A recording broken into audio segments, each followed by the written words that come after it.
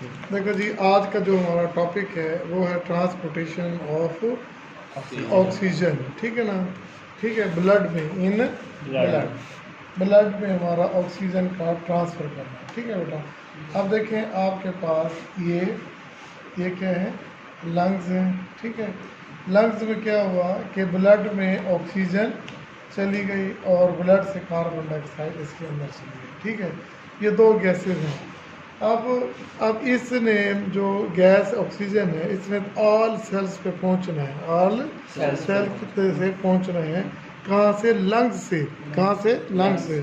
तो अब जब ये लंग्स से तमाम सेल की तरफ ऑक्सीजन ने पहुंचना है तो इसके लिए जो वो मीडियम यूज़ करेगा वो करेगा ये अपना ब्लड यूज़ करेगा। ठीक है ना? ठीक है, ब्लड यूज़ करेगा। ठीक है, अच्छा, हम एक और बात याद रख लें कि जो ऑक्सीजन एक गैस है। ठीक है, तो ये डिज़ोल्व फॉर्म में, गैसेस फॉर्म में भी अपना मूव करती है, गैसेस फॉर्म में, और कम्बिनेशन विद हीमोग्लोबिन। ऑक्सीजन जो है ना, कॉम्बिनेशन विद हीमोग्लोबिन के साथ ये मिलकर भी जाती है। जब ये ऑक्सी हीमोग्लोबिन, तो हम इसे कहते हैं ऑक्सी हीमोग्लोबिन। तो बेटा याद रखना कि जब ये गैसेस डिज़ोल्व फॉर्म में, ये क्या होगी? डिज़ोल्व। आपने देखा जब आप पेप्सी पीते हो ना डिज़ोल्व फॉर्म में, तो जो आपको जो बुलबुले बोतल में नज़र आते हैं तो वो क्या होते हैं? ये तो ये डिज़ोल्व गैस होती है। ये क्या होती है? डिज़ोल्व गैस होती है। ठीक है बेटा, तो ये डिज़ोल्व गैस, तो इस सूरत में हमारे पास ऑक्सीजन, अब ये बहुत कम मकदार, यानी कि सिर्फ 3%, ये याद रखना MCQs है, 3% ऑक्सीजन जो है वो किसके थ्रू जाएगी बेटा? वो इन डिज़ोल्व फॉर्म में जाएगी, और combination in the form of HbO2। तो यहाँ मैं HbO2 को क्या कह रहा हूँ? Oxy haemoglobin, oxy haemoglobin, oxy haemoglobin की शक्ल में ये जा रहा है। ठीक है बेटा, क्लियर हो गया? ऑक्सी हीमोग्लोबिन, तो ऑक्सी हीमोग्लोबिन की शक्ल में ये ऑक्सीजन जो है वो ट्रांसपोर्ट हो रही है। ठीक है, तो अब ये इसमें 97% जो है वो जो है अपना in the form of oxy haemoglobin जाता है। ठीक है, क्लियर हो गया? तो अब एक चीज़ और याद रखें, जब हीमोग्लोबिन ऑक्सीजन से मिलती है तो ये बनता है हमारे पास ऑक्सी हीमोग्लोबिन। ऑक्सी हीमोग्लोबिन, ये सारा कुछ हो रहा है लंग्स में, ये सारा कुछ हो रहा है लंग्स में।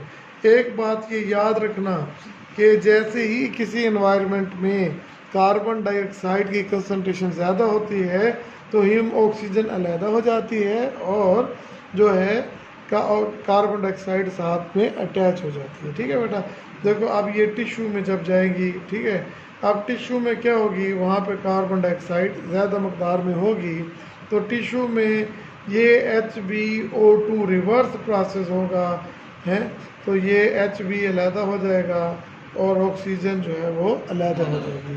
तो ये ऑक्सीजन जो है अब ये जाएगी किसके अंदर? सेल के अंदर। यहाँ पे ये ग्लूकोज के साथ रिएक्ट करेगी और साथ में कार्बन डाइऑक्साइड, वाटर और एनर्जी पैदा करेगी। एनर्जी हमने यूज़ कर ली। अब ये कार्बन डाइऑक्साइड जो है ये डेंजरस है, तो ये बाहर निकल कर ये कार्बन डाइऑक्साइड के साथ मिलकर ये कार्बोक्सा अमाइन बना लेगी। ये बात समझ आ गई कि नहीं? तो अभी हम उस चीज़ की तरफ नहीं आते। फिलहाल हमने ये बताया कि आपके ब्लड में जो ऑक्सीजन जो ट्रांसपोर्ट हो रही है वो किस सूरत में हो रही है? ऑक्सी हीमोग्लोबिन में। अब ऑक्सी हीमोग्लोबिन में जैसे वो ये जो प्रोसेस होता है आपके पास, कौन सा प्रोसेस है कि हीमोग्लोबिन और ऑक्सीजन का आपस में कम्बिनेशन होना, ये कहाँ पे हो रहा है? ये लंग्स में हो रहा है। और आपको पता है कि हीमोग्लोबिन तो होती किस में है? ये ब्लड में होती है। तो इसका मतलब है ब्लड को हमें समझना चाहिए, ब्लड को हमें समझना चाहिए। अब ये ऑक्सी हीमोग्लोबिन, अब ये ऑक्सी हीमोग्लोबिन जैसे ही टिश्यू में जाएगा वहाँ कार्बन डाइऑक्साइड की कंसंट्रेशन क्या हो जाएगी? इंक्रीज हो जाएगी, और ऑक्सी हीमोग्लोबिन जो है दोबारा हीमोग्लोबिन और कार्बन डाइऑक्साइड में अलहदा हो जाए, ऑक्सीजन अलहदा हो जाएगी और ये हीमोग्लोबिन अलहदा हो जाएगी और साथ में कार्बन डाइऑक्साइड जो है इसके साथ कंबाइन हो जाएगी। क्लियर हो गया बेटा? तो ये आपके पास ये मैंने पढ़ लिया, लेकिन बात यहाँ तक ख़त्म नहीं होती। बात ये होती है कि आपके पास जो है बात यह है कि जी आखिर ब्लड में ऐसी कौन सी चीज़ थी जिसकी वजह से जो है ऑक्सीजन मूव हुई।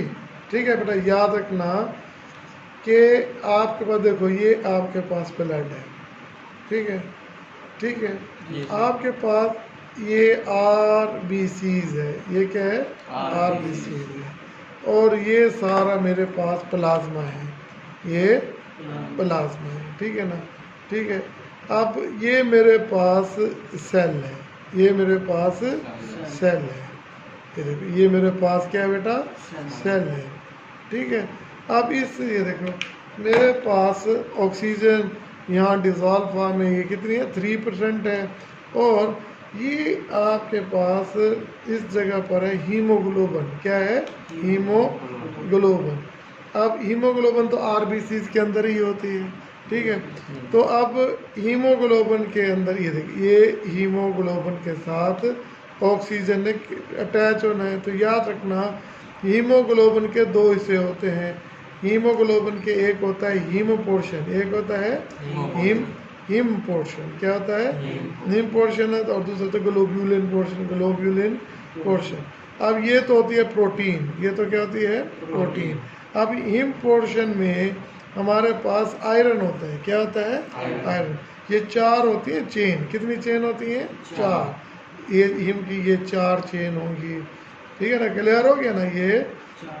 ये मेरे पास ये 4 चेन होगी, ठीक है, ये एक चेन, ये दूसरी चेन, और ये तीसरी चेन, और ये चौथी चेन, ठीक है, क्लियर हो गया।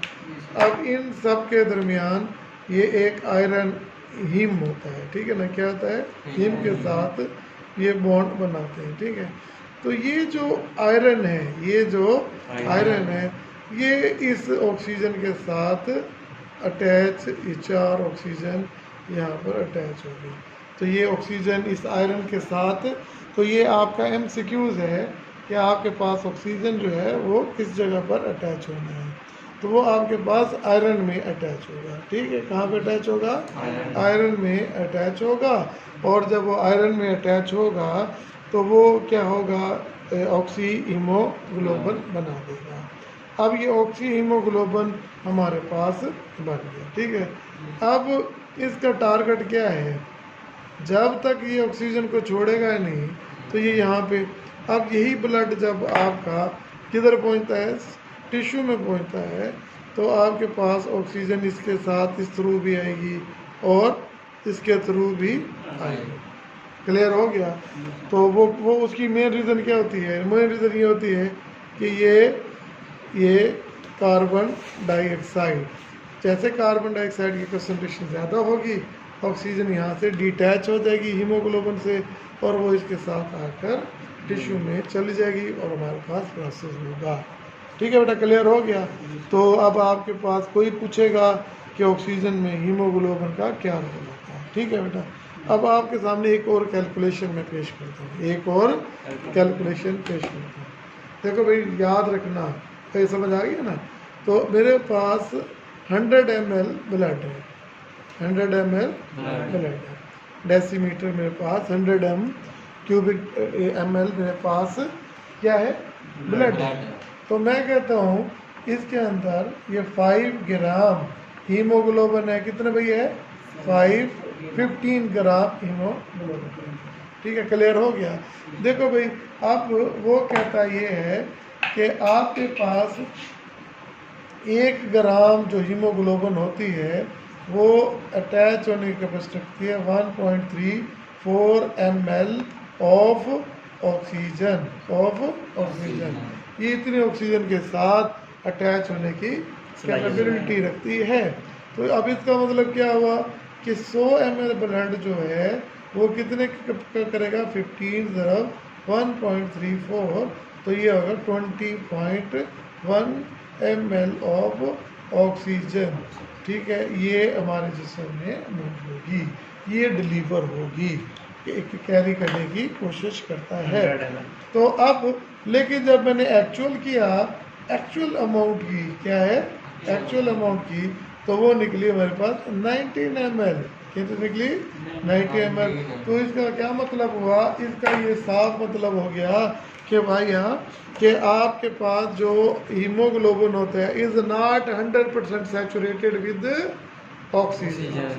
ठीक है, वो कितने परसेंट होगी 95% जो होगी वो होगी सैचुरेटेड, सैचुरेटेड और भी saturated with oxygen, with oxygen. तो ये ऑक्सीजन के साथ इतना परसेंट सैचुरेटेड होते हैं। हाँ जी, ये आपको क्लियर हो गया। तो देखो आज अभी तक हमने सिर्फ आपके सामने ये पढ़ा कि transportation of oxygen through the blood. तो आपके सामने मैंने आपको बताया था कि जी ब्लड जो है ऑक्सीजन के साथ, ब्लड और लंग्स में ऑक्सीजन का एक्सचेंज होता है। ठीक है, क्या होता है, एक्सचेंज होता है। तो उसमें क्या होता है और जब वो ब्लड में ऑक्सीजन आ जाती है तो ब्लड में ये दो फॉर्म में मूव करती है, डिफ्यूज़ करती है। एक जाती है डिज़ॉल्व फॉर्म में और दूसरा होता है combination in the form of oxy haemoglobin. देखो पहले मैंने आपके सामने लिखा है, ये देखें, ये आपके पास लंग्स में ऑक्सीजन का एक्सचेंज हुआ तो ये एक गैसियस हालत में रहेगी और दूसरी ऑक्सी हीमोग्लोबिन की शक्ल में। अब ऑक्सी हीमोग्लोबिन, ये ऑक्सी हीमोग्लोबिन पढ़ते हैं तो वो कहता है 97% जो है वो ऑक्सी हीमोग्लोबिन की शक्ल में और 3% जो है वो गैसेस की शक्ल में डिज़ॉल्व होता है। ठीक है बेटा, जब ये तो सारा हुआ कहाँ पर, ब्लड के अंदर। तो जैसे यही ब्लड जाता है टिश्यू के अंदर तो टिश्यू में कार्बन डाइऑक्साइड क्या है वो बढ़ जाती है।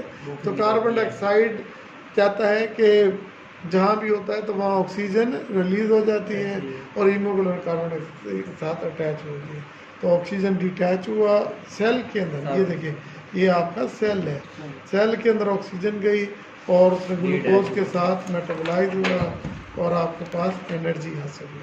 ठीक है बेटा, बात फिर यहाँ तक ख़त्म नहीं हुई, बात आपके पास यहाँ तक जाती है कि नेक्स्ट में कि ये मैंने ये आपके साथ तस्वीर के साथ शो किया है, ये मैंने आपको ब्लड दिखाया है। ठीक है, तो इसमें 3% जो है वो प्लाज्मा, ये बेटा ये क्या है, ये प्लाज्मा है। तो प्लाज्मा में डिज़ोल्व है। ठीक है, और बाकी 9 जो है वो ऑक्सीहीमोग्लोबिन की शक्ल में है। हमने पहले आपको बताया, हमने आपको पहले ही बता दिया कि ये जो सेल होता है, सेल जो है इसके अंदर ऑक्सीजन जाएगी थ्रू दो प्रोसेस में जाएगी। ठीक है, तो ऑक्सीहीमोग्लोबिन में जैसे ऑक्सीजन यहाँ से डिटैच हो जाएगी सेल के अंदर चली जाएगी। तो अब सवाल पैदा होता है कि ये ऑक्सीजन ब्लड कैरी कैसे करता है, ऑक्सीहीमोग्लोबिन के मुतल्लिक़ चलें। हमें पता है कि ऑक्सी जो हीमोग्लोबिन है ये दो चीज़ों से बना होता है, हीम पोर्शन और ग्लोबिन पोर्शन। ग्लोबुलिन पोर्शन जो होता है ये अमाइनो एसिड्स हैं और हीम पोर्शन में क्या होता है, ये 4 चेन होती हैं और इसके अंदर क्या है अपना हीम अटैच होता है। ठीक है, आयरन अटैच होता है। ठीक है, और ये जो है आयरन, ये ऑक्सीजन इसी के साथ एक टेम्परेरी बॉन्ड बना लेता है। क्या बना लेता है, परमानेंट बॉन्ड नहीं बनाता है, टेम्परेरी बॉन्ड बनाता है। जो ये टेम्परेरी बॉन्ड बनाता है कौन है, अच्छा टेम्परेरी बॉन्ड बना लेता है। तो ये जैसे ही ये अब टिश्यू में जाएगा ये बॉन्ड यहाँ से टूट जाएगा, ऑक्सीजन जो है वो रिलीज होगी। क्लियर हो गया। फिर हमने कुछ कैलकुलेशंस की, कैलकुलेशन में कहा कि 100 ml में 15 ग्राम हीमोग्लोबिन होता है और हमें पता है कि 1 ग्राम हीमोग्लोबिन 1.3 ml ऑक्सीजन को कैरी करने की सलाहियत रखता है। तो इसका मतलब क्या हुआ, अगर 15 हुआ तो 20.1 ml ऑफ ऑक्सीजन। लेकिन जब हमने कैलकुलेट किया एक्चुअल तो 90 ml था, तो इसका मतलब क्या हुआ कि बाकी ऑक्सीजन बाकी ऑक्सीजन जो है वो अपना क्योंकि तो हमने यही कहा कि जी 95% जो है ना हीमोग्लोबिन जो है वो सैचुरेटेड होती है विद हीमोग्लोबिन। तो ये आपके पास हमने बेटा आज जो पढ़ा है वो पेज नंबर, ये देखिए वो ये पेज नंबर आपकी 109 पेज है। अगर हम इसे रीड करने की सोचें तो बेटा देखें आपके पास जो है ये देखिए पेज नंबर 109 में ये दिखाया गया है कि आपके पास ये देखिए यहाँ से साफ नजर आ रहा है, the transport of respiratory gases between the lungs and body tissue is the main function of the blood. ठीक है, normally 97% of oxygen is transported from the lungs to the tissue is carried in the chemical combination with a red oxygen pigment known as hemoglobin, while the remaining 3% carried by physically being dissolved in plasma। देखो भी बात है सीधी सी, उसने यहाँ पे ये कहा है कि oxygen is transported in the two form, number 1 combination with haemoglobin और number 2 in the gases form में, डिजॉल्व फॉर्म में। अब वो कहता है transport by oxygen by the haemoglobin, वो कहता है कि haemoglobin is an important oxygen carrying pigment, ये एमसीक्यूज है। ठीक है ना, ये कार्बन डाइऑक्साइड को भी यही कैरी करता है। पिगमेंट कहते हैं जर्रात को कहते हैं, ठीक है ना, कोई जर्रात हो ना तो वो पिगमेंट कहते हैं। ठीक है, पिगमेंट जैसे आपकी कमीज है तो ये बटन नज़र जो आ रही है ये पिगमेंट्स हैं, ये जो कुछ छोटे छोटे सुराग है ना ये पिगमेंट्स हैं। तो देखें जैसे haemoglobin is important oxygen carrying pigment, when it combine with oxygen the compound form is called oxyhemoglobin. The amount of oxygen carried in the blood is oxyhemoglobin, depend upon the amount of hemoglobin present in the blood. HbHbO2, the important factor which determine how much oxygen is with the hemoglobin. When the hemoglobin oxygen is converted to HBO is the BO2. When the partial pressure of oxygen is high, it bind। मैंने कहा था ना कि ये उस वक्त होगा जब partial pressure ऑक्सीजन ज़्यादा होगा, while the hemoglobin, but when carbon partial pressure of oxygen is low, कम होता है, oxygen is released from the hemoglobin। तो यही तो मैंने कहा है कि टिश्यू में जो होता है ऑक्सीजन का कंसेंट पार्शियल प्रेशर कम होता है, लंग्स में क्या होता है ज़्यादा होता है, तो इसलिए लंग्स में ऑक्सीहीमोग्लोबिन बनता है और उसके मुकाबले में इसलिए बनता है। ये सारा याद हो गया, ट्रांसपोर्टेशन ऑफ कार्बन। तो बाद में ये देखिए 3% आपने डिजॉल्व फॉर्म में पढ़ा और ये पढ़ा, इसमें कोई ऐसी चीज़ नहीं बेटा। देखो ये तस्वीर वही दिखा रहा है जैसे मैंने दिखाया। ठीक है, देखिए ये HBO ये रेड ब्लड सेल है और ये देखो ये प्लाज्मा है। ठीक है, ये देखो ये डिज़ोल्व फॉर्म में मौजूद है, ये डिज़ोल्व फॉर्म में मौजूद है। इसने वो बात नहीं की कि हीमोग्लोबिन कितनी एबिलिटीज़ रखता है, शायद ये आगे इसका जिक्र हो, फिलहाल इतना काफ़ी है।